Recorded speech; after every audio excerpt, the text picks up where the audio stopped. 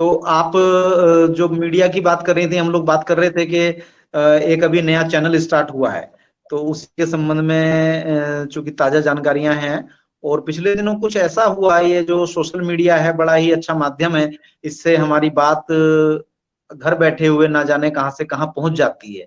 तो ये बहुत अच्छा बिल्कुल। माध्यम है। तो इसी माध्यम पे फिर जेन, जो मीडिया की दुनिया में जिसने कदम रखा है रजनीश की मीडिया में, हालांकि पिछली बार हमने बताया था भगवान जेन के बारे में क्या कहते हैं, वो तो सिटिंग साइलेंट की बात करते हैं, लेकिन साइलेंट को साइलेंस को भंग करने का काम जेन कर रहा है। जेन के नाम को इस तरह से लेके आया। खैर चलिए, उनके चार पत्थर भी सही और चार लोग भी सही, लेकिन उन चार लोगों ने कैसे आपस में पत्थर चलाए, हम उस सारे प्रसंग को सबके सामने इसलिए लाना चाहते हैं जिससे कि उसको देख के सीखा और समझा जा सके, और मीडिया के जानकारों की और मीडिया में आने वालों की थोड़ी जिम्मेदारी तय हो सके। मतलब ये जो बड़ा गैप सा अभी पूरे रजनीश की दुनिया में है, उस गैप को जोड़ने का काम और आगे बढ़ाने का काम मीडिया के माध्यम से होगा। तो मीडिया के लोगों की क्या जिम्मेदारी हो सकती है, तो उसी सिलसिले में जो जेन का पूरा प्रसंग पिछले दिनों हम लोगों ने फेसबुक पे और व्हाट्सएप पे होते हुए देखा, तो उसको हम आप सबके सामने लाना चाहेंगे। तो उसी सीरीज में जो कुछ आपके पास शायद स्क्रीनशॉट हैं, वो आप एक एक करके दिखाएंगी, तो उस पर हम लोग बात बिल्कुल करेंगे। जी स्वामी जी, धन्यवाद। जेन हियर एंड नाउ के बारे में आपने जो बताया कि चार पत्थर और उसका लोगो और चार लोग, और फिर कैसे पत्थरबाजी हो गई वर्चुअली जी मीडिया के माध्यम में, और किस तरीके से एक निगेटिविटी वहां पे फैल गई, इसका हमने एक उदाहरण देखा। और आज हम यहाँ पे इसके ऊपर चर्चा इसलिए भी करना चाहते हैं कि यह जो अनुभव है और ये जो घटना घटी है, इससे हम कुछ सीखे और आगे चले। तो जी मैं यहाँ पे आपके सामने स्क्रीन पे कुछ इसके जो स्क्रीनशॉट्स है वो मैं लाना चाहती हूँ।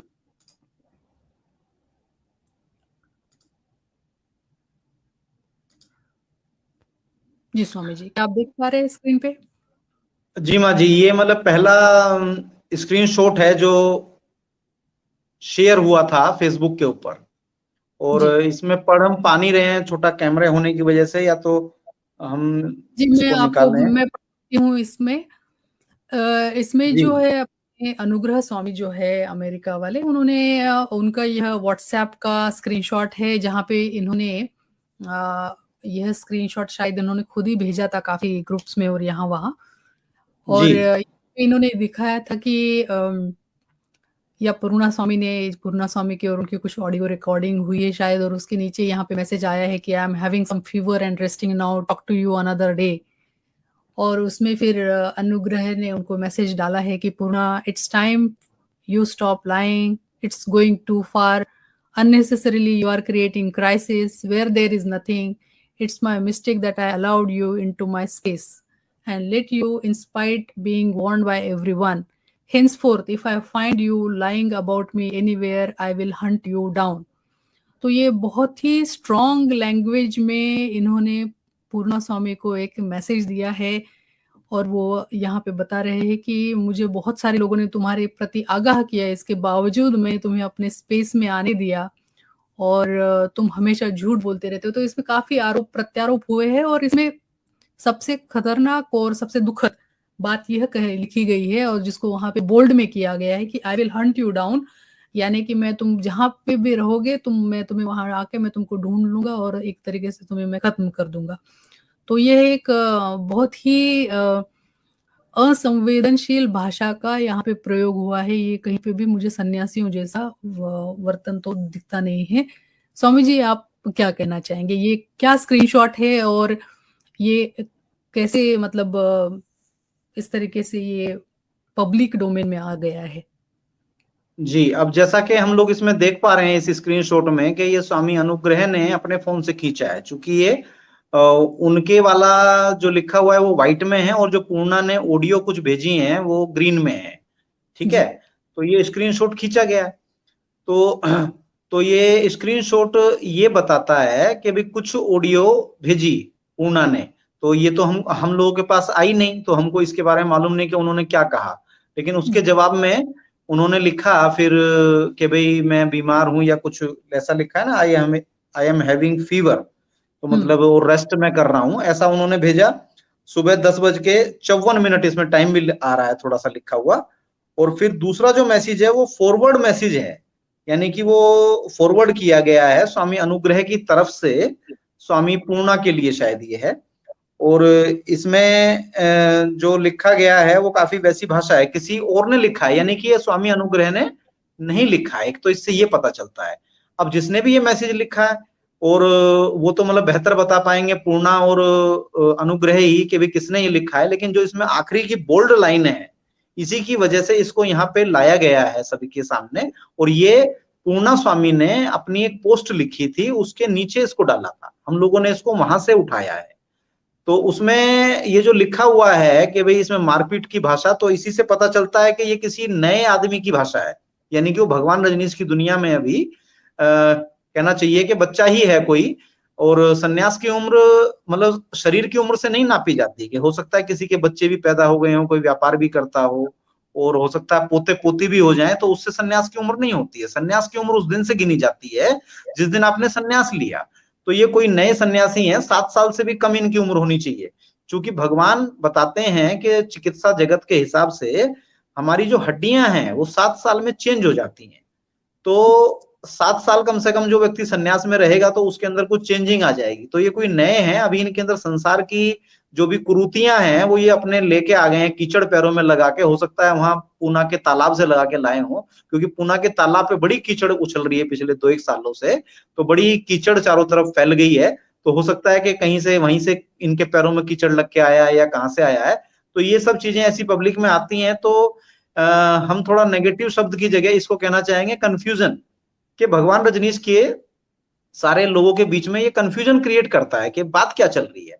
नेगेटिव पॉजिटिव तो कुछ होता ही नहीं है, नेगेटिव और पॉजिटिव को मिलने से तो जीवन चलता है, लेकिन एक कंफ्यूजन क्रिएट होता है, लोगों की बेवजह इसमें एनर्जी लगती है। भाई कोई चीज अगर पर्सनल अनुग्रह स्वामी को किसी ने कुछ भेजा तो उसको वो अपने तक रखें, और अगर वो आगे दुनिया में पब्लिक में आ गया है। अच्छा, इसमें एक और खासियत है कि ये पहले इसके ऊपर पोस्ट लिखी गई, फिर इसको हटाया गया।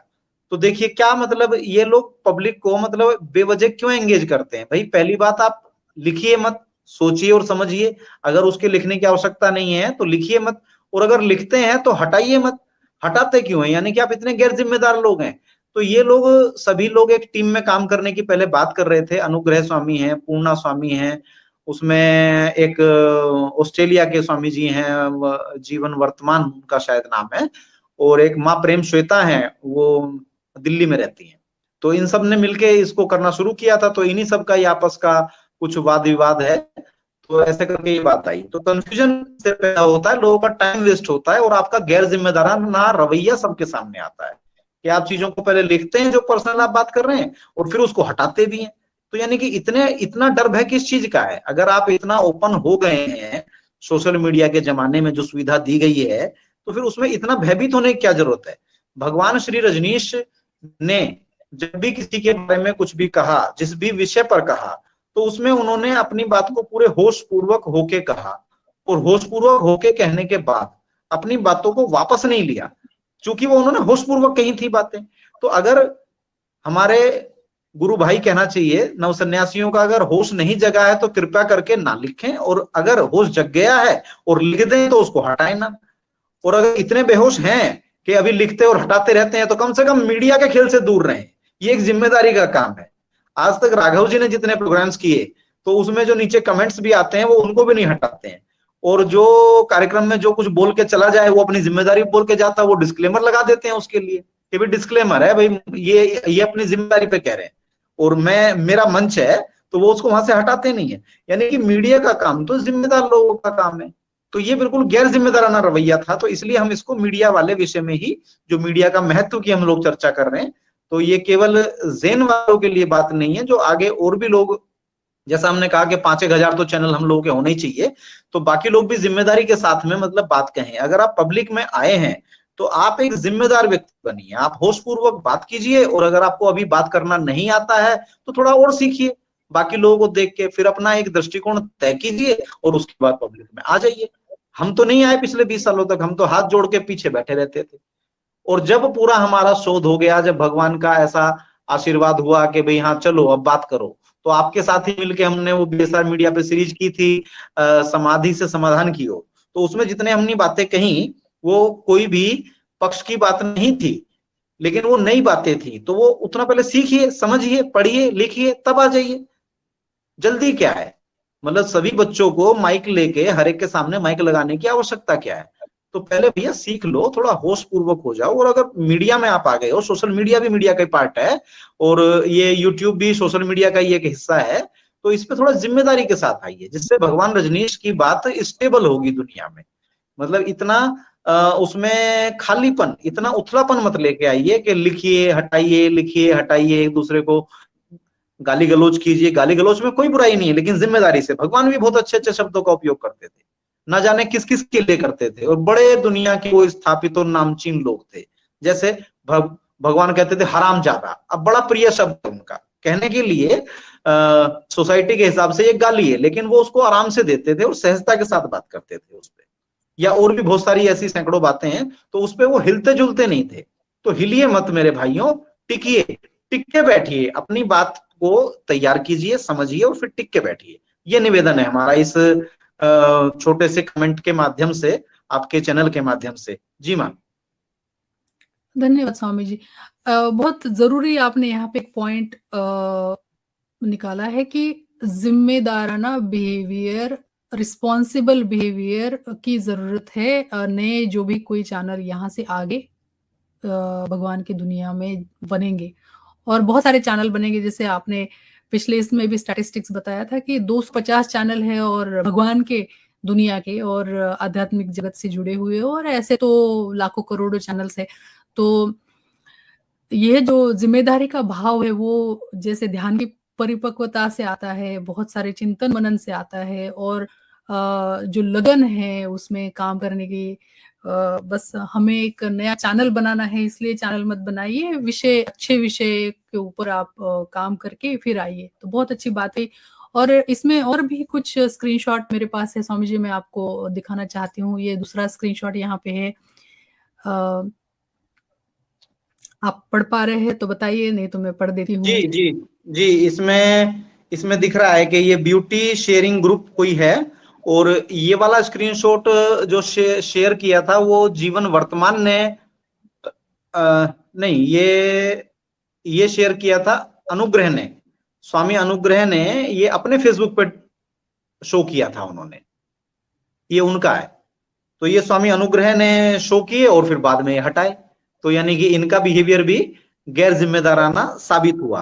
तो ये क्या मीडिया की जिम्मेदारी निभाएंगे, या कौन इनके ऊपर कुछ भी काम करने के लिए आगे बढ़ सकता है, जो इतने गैर जिम्मेदार लोग हैं कि लिखते हैं, हटाते हैं और कंफ्यूजन पैदा करते हैं। इसमें जो कुछ लिखा है, चूंकि लोगों को नहीं दिखेगा, तो थोड़ा सा आप पढ़ दीजिए माँ जी अपने शब्दों में।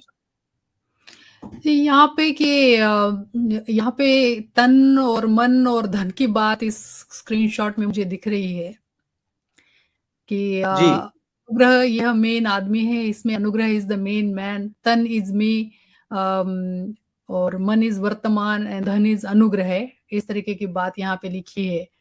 और ये शायद श्वेता या पूर्णा स्वामी के यहाँ से हो सकता है। तो मुझे लगता है कि यहाँ पे इनका, और हमने ये स्क्रीनशॉट जब ये पब्लिक हो गए थे व्हाट्सएप ग्रुप के माध्यम से या फेसबुक के माध्यम से, जब ये पब्लिक हुए थे तो हमने देखा था कि इनकी कुछ धन को लेके लड़ाई हुई थी। तन और मन तो ये इन्होंने इसके लिए लगाया था, लेकिन शायद धन को लेके कुछ 4,000 या $5,000 की कुछ राशि को लेके यहाँ पे उन लोगों में कुछ अनबन हुई थी या कुछ बातें हुई थी। लेकिन प्रश्न यही उठता है कि आपने एक बार पोस्ट किया तो फिर डिलीट क्यों किया? तो डिलीट क्यों किया? और इस तरीके का मीडिया का बिहेवियर क्या आपको शोभा देता है? या ये इस तरीके के बिहेवियर से आप क्या संदेशा पहुंचाना चाहते हैं? आपके डिलीट करने के पीछे क्या कोई और कारण था? इस पे एक पोस्ट मुझे लगता है मैंने ये भी देखी थी, स्वामी चैतन्य कीर्ति ने डाली हुई थी फेसबुक पे, और वो एक तरीके से जैसे मास्टर जी बच्चों को पढ़ाते हैं, इस तरीके की बात ना करो, ये डिलीट करो, और शायद वो भी स्क्रीनशॉट हमारे पास होंगे। जी, तो एक छोटा सा हम इसमें आपको करेक्ट करें कि इसमें पैसों को लेके लड़ाई नहीं थी। इन स्क्रीनशॉट्स के अंदर पैसों को लेके हंसी मजाक इनका आपस में चल रहा है, और उसी हंसी मजाक का परिणाम ये हुआ में ये लोग आपस में बड़ा ही खींचतान में लग गए, और पता नहीं क्या क्या ना जाने हो गया इसमें।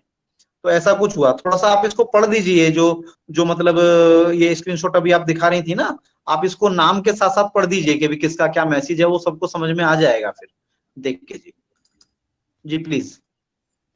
जी, तो इसमें स्वामी प्रेम पूर्णा का कुछ वॉइस मैसेजेस जिसको अपने वर्तमान स्वामी जीवन वर्तमान ने वाव करके लिखा है, और कुछ इमोजी डाले हैं, और उसके बाद फिर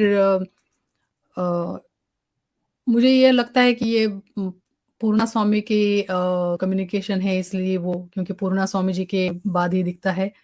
और फिर इसके ऊपर जीवन वर्तमान जी लिखते हैं कि all is good, I want you to check English, what do you think, only facts no fictions is right, और ओनली फैक्ट नो फिक्शंस। तो यहाँ पे थोड़ा सा टैगलाइन के बारे में भी बात चल रही थी कि मीडिया का टैगलाइन क्या होना चाहिए चैनल का, इसकी भी बात यहाँ पे हो रही है। फिर उसके बाद किसी ने लिखा है कि and request you to remove the last picture, we are looking like comedy circus.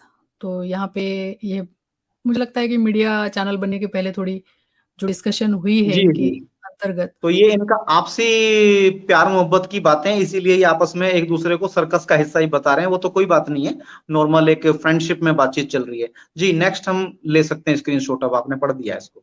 जय भगवान श्री रजनीश, जय भगवान श्री रजनीश, जय भगवान श्री रजनीश, जय भगवान श्री रजनीश, जय भगवान श्री रजनीश, जय भगवान।